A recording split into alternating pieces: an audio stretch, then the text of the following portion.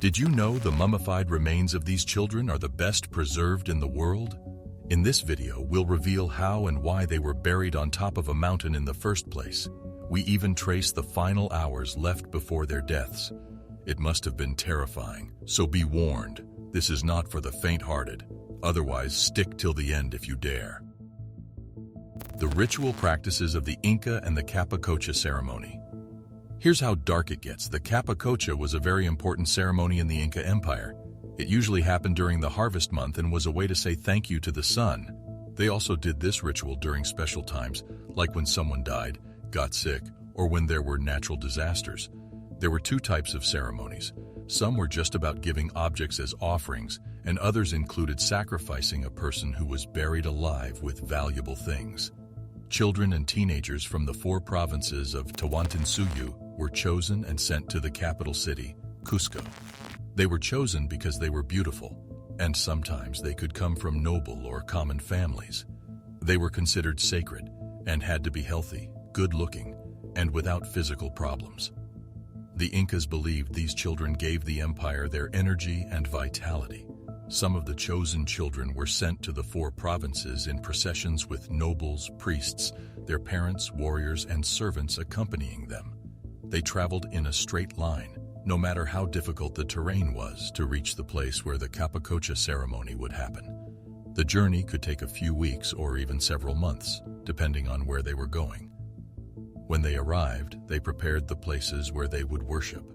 They dug a pit for the children and the other objects that would be offered. The children were made to sleep using chicha, which is a drink made from corn alcohol. Then they were placed in the pit along with the other ceremonial objects, and the graves were closed. According to their beliefs, the offerings, which in this case were the children, didn't die but joined their ancestors in watching over the villages and provinces of the Inca Empire from the high mountains. How the children were once lost and then found. It all started in March 1999, when something very important was discovered in the scientific field of high mountain archaeology. 3 children from the Inca civilization were found on top of the Llullaillaco volcano, which is really high up at 6,700 meters above sea level. Next to the children, there were different objects. The archaeologists were amazed at how well preserved the children were because of the extremely cold weather up there. The leader of the expedition, Dr. Johann Reinhard, gave the children names: El Niño, La Niña del Rayo, and La Doncella. And it gets worse. The Incas sacrificed the children as part of a religious ceremony around the year 1500. They were given drugs made from coca leaves and alcohol, and then they were put in a small chamber 1.5 meters underground. They were left there to die. The archaeologists no sooner claimed that these mummies represented some of the best preserved in the world, and they were proven right.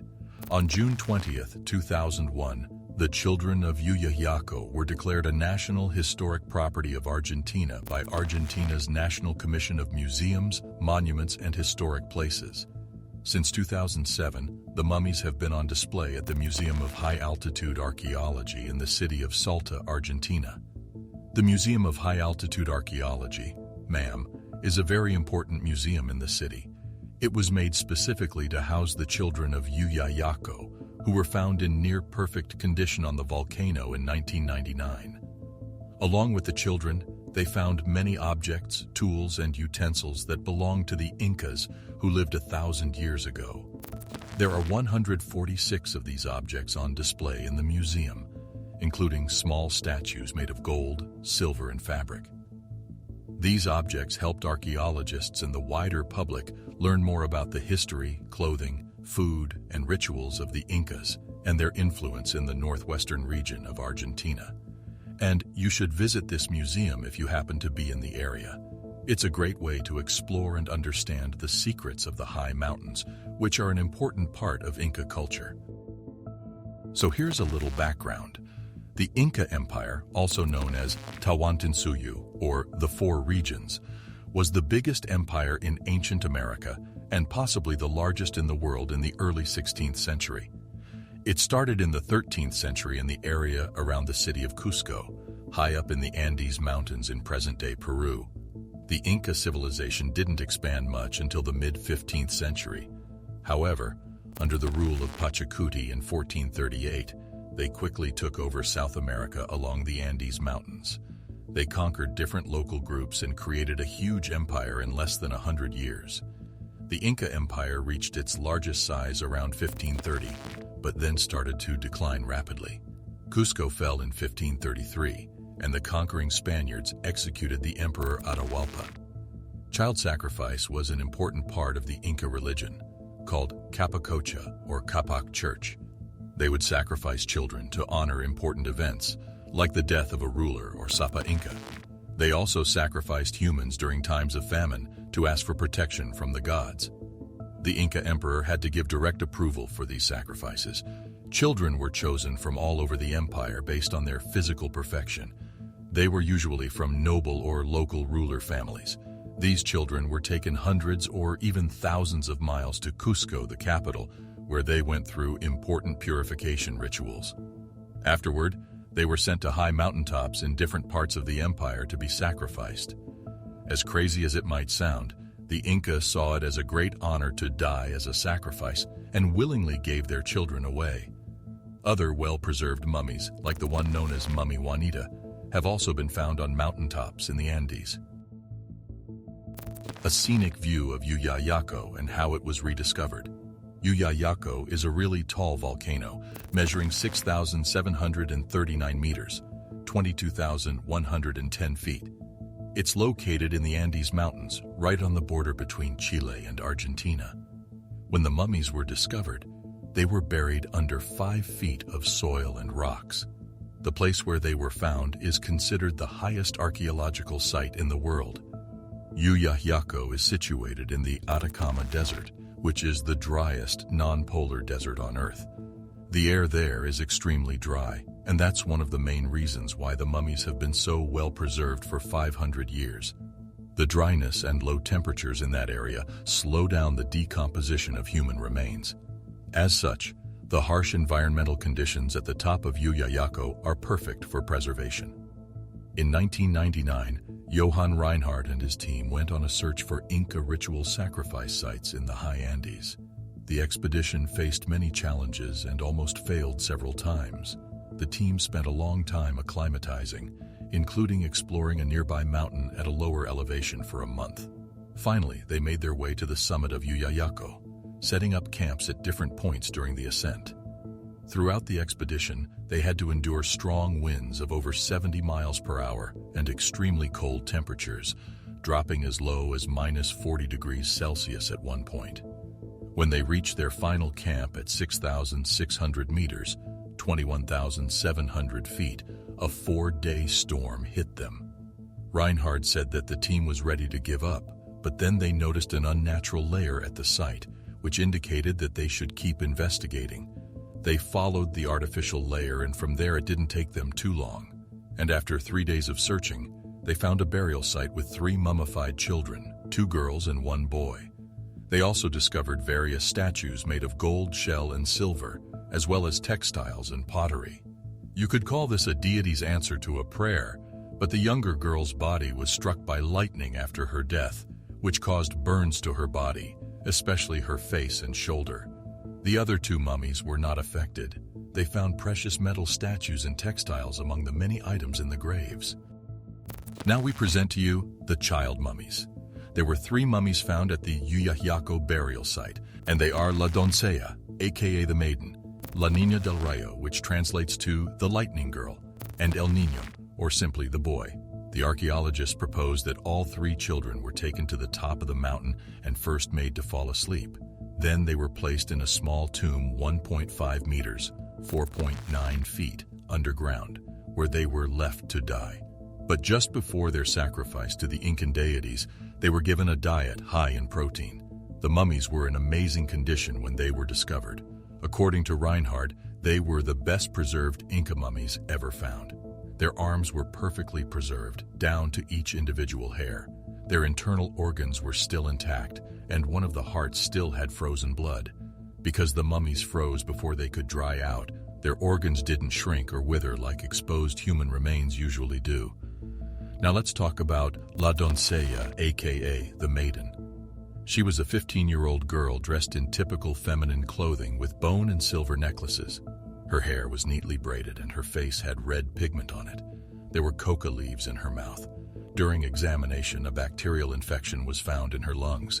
The presence of a white feather crown next to her suggests that she may have been a sun virgin. This means she was chosen and prepared from when she turned 10 to join other girls and women who would all become royal wives, priestesses, or even sacrifices at some point. In Inca society, the practice of ritual sacrifice was done to ensure good health, bountiful harvests, and favorable weather. It is also assumed La Doncella passed away in her sleep. Then there's La Niña del Rayo. She was a 6-year-old child found sitting down. She was wearing typical Inca women's clothing. There were small gold and silver objects, ceramics, and food with her in the burial. After she was buried, she got hit by lightning, which burned parts of her body. Her face, one ear, and part of her shoulder were damaged. Her head was positioned high, facing southwest.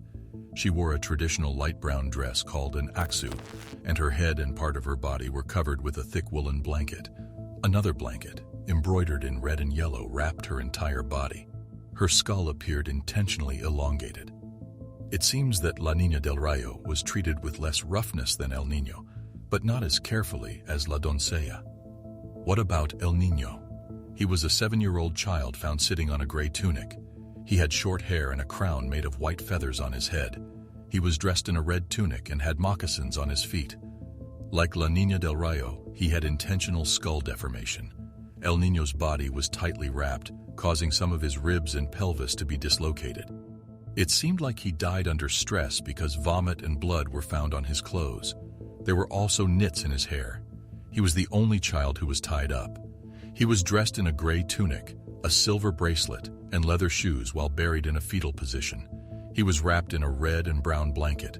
El Niño's skull was slightly elongated, similar to La Niña del Rayo.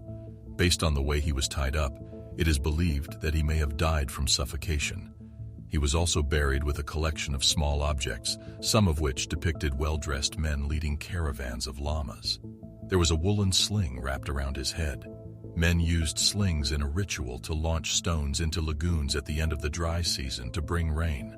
But sincerely, what were these Inca guys thinking, burying children alive in that way? It must have been terrifying for the kids, and it's probably more terrifying for you guys to imagine their suffering. But we also warned you that it might get crazy, or didn't we? And we suppose if you've come this far in the video and you'd like to keep watching, you might as well show your consent by hitting the usual YouTube buttons. And we can promise you it's not a trap. You have our word on this. But wait, what does all the scientific analysis really say? Based on a chemical analysis of La Doncella's hair, it was found that the children were given alcohol and coca as drugs before the sacrificial ritual began. La Doncella was drugged with coca leaves and a type of corn beer called chicha. All 3 of the children had consumed a significant amount of these substances before the ritual. However, the analysis of La Doncella's hair showed that she had consumed much more coca and alcohol compared to El Niño and La Niña del Rayo. Her hair had the highest concentration of coca ever found in human remains from the Andean region. So, the famous maiden had consumed a notably larger amount of these substances. It's also important to note that during the span of the Inca Empire when the children were sacrificed, coca was a highly controlled substance, just like we have in modern times. The evidence, along with other archaeological and radiological data, suggests that the maiden was treated differently from the other 2 children. After being chosen for the ritual, it is likely that the maiden underwent a change in status and became an important figure in the empire. The other 2 children may even have served as attendants to her. Now let's recreate their terrifying final moments. These 3 innocent children, ranging from 13 to 5 years of age, were led up by a priestess and a few guards up the mountain. After all this time, it was finally happening. They didn't know whether to be scared or relieved. For the past 1 to 2 years, they had been preparing for this very moment. They had been drugged to docility. Proof of this would later be found in samples of their hair.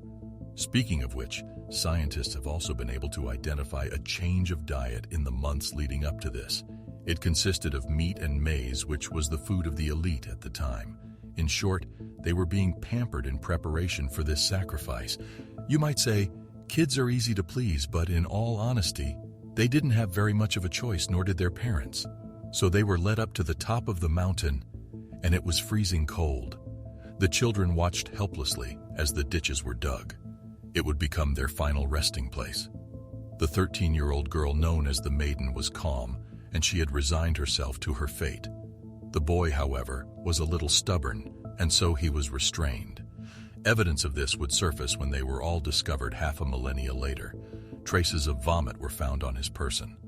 The little girl who would eventually get struck by lightning at some random point in the future was calm, as little girls are prone to. All that time, the children had been plied with coca and alcohol to relax them and make them forget they were destined to be buried alive. Now the time has come, and the children may very well have been thinking, let's get on with it. By now, they had more or less accepted their fate. The Maiden probably had her last meal, and then, she willing, got into her grave. The little girl complied too, while the boy was tossed into his.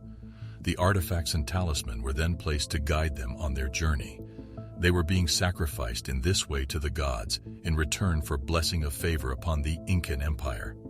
And it was supposed to be an honor. The tombs were then sealed, and in the next few hours, it was over. The 3 kids either died from exposure to the elements or died peacefully, under the influence of strong sedatives. Sadly, kids will be kids. But they were the chosen ones. 500 years later, the Maiden was found sitting with her legs crossed and slightly leaning forward in a relaxed position when she died. She wore a headdress with feathers, had elaborately braided hair, and several objects were placed on a textile covering her knees. Scans also showed that she had food in her stomach and hadn't recently gone to the bathroom. According to Wilson, this suggests that she wasn't in distress at the time of her death. It's not clear how she died, but it's possible that she succumbed to the freezing temperatures of the environment. She may have been placed in her final position while still alive or shortly after her death. On the other hand, the llullaillaco boy had blood on his cloak, his hair had nits, and his body was bound with a cloth, indicating that he may have died from suffocation. The lightning girl didn't experience as rough a treatment as the boy, but she didn't receive the same level of care as the Maiden. For example, she didn't have the decorated headdress and braids like the Maiden did. As for being selected, the evidence suggests that the imperial ritual may have been used as a way to control society. Being chosen for the ritual was meant to be seen as a great honor, but it likely created a climate of fear. In fact, it was considered a serious offense for parents to show any regret after giving up their children for the ceremony. However, further research on these 3 mummies will continue to provide more information about the Inca society and their practice of ritual sacrifice. Exhibit M. The mummies are currently exhibited at the Museum of High Altitude Archaeology in Salta, Argentina. This museum is dedicated entirely to displaying the mummies. Salta, where the museum is located, used to be a part of the Inca Empire in the late 1400s and early 1500s. However, it was later conquered by Spanish explorers in the late 1500s. To protect the mummies from deterioration, the museum has a special climate system controlled by computers. This system maintains conditions similar to those on llullaillaco. In case of an earthquake or other emergency that causes a power outage, the provincial governor's airplane would be used to transport the mummies to another location where they can be safely preserved. The museum was opened to the public in early September 2007. Before the museum was built, the mummies were kept safe by the Catholic University of Salta. It took 8 years of research to find a way to display the mummies to the public while ensuring their perfect preservation. What would archaeology be without controversy? Ever since their discovery, the mummies have sparked controversy, especially regarding indigenous rights. Some indigenous leaders are worried that indigenous communities won't benefit economically from the exhibition of the mummies. Moreover, certain indigenous people are opposed to the exhumation and display of the bodies. Rogelio Guanuco, who is the leader of the Indigenous Association of Argentina, AIRA, described the display as a violation and stated that llullaillaco remains sacred to them. He believes the sanctuary should never have been desecrated, and the children should not be exhibited like in a circus. Fermin Talaba, chief of the Lulis, more or less expressed the same sentiment, which is that the mummies should have stayed in their original place. But now that they have been exhumed, he insisted they should be returned. Talaba also criticized the museum for making money from something that doesn't belong to them. Although the region where the mummies were found is believed to have around 40 similar ritual burial sites, Gabriel Mirmont, the designer and director of the Museum of High Altitude Archaeology, stated that no more mummies will be taken from the area in order to maintain good relations with the indigenous people. However, on the flip side, some indigenous individuals and groups support the research. The Third World Congress of the Quechua language, held in late 2004, brought together representatives from Andean countries. The Congress passed a resolution supporting the investigation of the llullaillaco children and the dissemination of such research to recognize the greatness and evolution of their ancestors from ancient times to the present day. But are we missing something here? What about the rights of the 3 children at the center of all of this, as well as all the children that were ever sacrificed over time? Yet there is evidence that the Inca culture was not the only one that sacrificed children.